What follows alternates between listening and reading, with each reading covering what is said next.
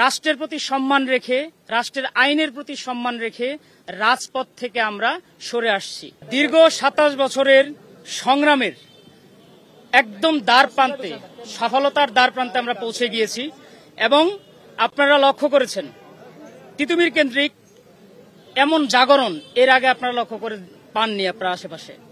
সর্বশেষ যে সিচুয়েশনে আমরা দাঁড়িয়েছিলাম, আমরা বাধ্য হয়েছিলাম, রাষ্ট্র যখন আমাদের সাথে বসতে প্রস্তুত নয়, আমরা সাধারণ শিক্ষার্থীরা একত্রিত হয়ে আমরা রাজপথকে বেছে নিয়েছিলাম এবং রাজপথ বেছে নেওয়ার কারণেই আজকে রাষ্ট্রের পক্ষ থেকে আমাদেরকে প্রতিনিধি টিম হিসেবে ডাকা হয়েছিল। সেখানে সিদ্ধান্ত এটি হয়, আগামী 7 দিনের ভেতর তিতুমির বিশ্ববিদ্যালয় কেন হতে পারবে এই বিষয়ে কমিটি গঠন করা হবে এবং তারা সশরীরে এটিকে পর্যবেক্ষণ করবেন এবং একটি নির্ধারিত ডেটের ভেতর তারা আমাদেরকে প্রতিবেদনটি জানাবেন।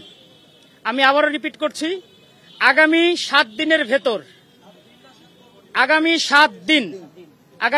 দিনের ভেতর তিতুমির বিশ্ববিদ্যালয় কেন হতে পারবে যৌক্তিকতা এবং সার্বিক পর্যবেক্ষণ করে তারা একটি নির্ধারিত ডেটের ভেতর আমাদেরকে এটি জানাবেন। এই আশ্বাসে আজকে আমাদের কর্মসূচি শেষ করে চলে এসেছি এবং একই সাথে একটি বিষয় আমরা উল্লেখ করতে চাই, এখানে সাধারণ শিক্ষার্থীদের যে চলমান আন্দোলন সেটি অনেক মিডিয়ায় প্রকাশ হয়ে গেছে, প্রত্যাহার বিষয় নয়। আমরা আপাতত রাষ্ট্রের প্রতি সম্মান রেখে, রাষ্ট্রের আইনের প্রতি সম্মান রেখে রাজপথ থেকে আমরা সরে আসছি।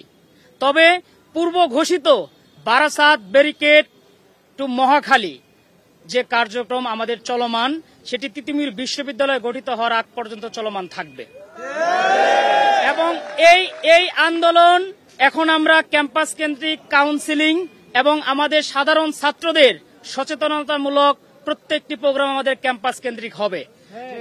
আগামী 7 দিনের ভেতর যদি কমিটি ঘোষণা করা না হয়, যদি আজকেও গত দিনের মতো আমাদেরকে একটি অযৌক্তিকভাবে শুধুমাত্র ডেকে নিয়ে গিয়ে সান্ত্বনাবাণী শোনানো হয়, আগামী 7 দিন পর আমরা আবার আমাদের পূর্ব পজিশনে ফেরত যাব। এটার জন্য দায়ী তিতুমির কলেজ থাকবে না, তিতুমির ঐক্য থাকবে না, তিতুমির সাধারণ ছাত্রছাত্রীরা থাকবে না, এটার জন্য দায়ী রাষ্ট্র থাকবে। এবং একই সাথে আমরা আন্তরিকভাবে আবারও দুঃখ প্রকাশ করছি, একটি অনাকাঙ্ক্ষিত ঘটনা ঘটে গিয়েছে। ট্রেনে আমাদের আন্দোলনরত শিক্ষার্থীরা যখন অবস্থান করছিল রেল লাইনে, এটি 4 দিন আগে থেকে আমাদের ঘোষণা করা ছিল আমাদের কর্মসূচি। হঠাৎ করেই যখন ট্রেনটি চলে আসে, সেই অবস্থায় আমাদের রেল লাইনের উপর অবস্থান করছিল 4000 শিক্ষার্থী।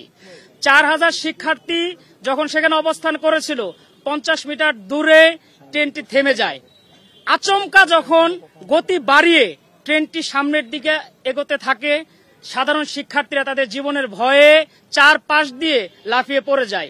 এমন অবস্থায় 2-1 জন হয়তো এখানে ঢেল নিক্ষেপ করেছে এবং আমরা দেখেছি নিউজ পত্রিকায়, নিউজ মিডিয়ায় যে তারা আহত অবস্থায় রয়েছে। আমরা সমবেদনা জানিয়েছি, পরিবারের সাথে যোগাযোগ করার চেষ্টা করেছি, যোগাযোগ হয়েছে এবং যদি মনে হয় তারা আমাদের কাছ থেকে পরিপূর্ণ চিকিৎসা সেবা নেবেন, আমরা সেটার জন্য প্রস্তুত।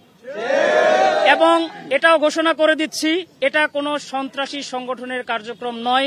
আমরা সাধারণ শিক্ষার্থীরা সেখানে অবস্থান করছিলাম, তাদেরকে আপনারা ট্যাগ লাগাবেন না এবং এটি একটি আন্দোলনের অংশ হিসেবে আপনারা নিয়ে নেবেন।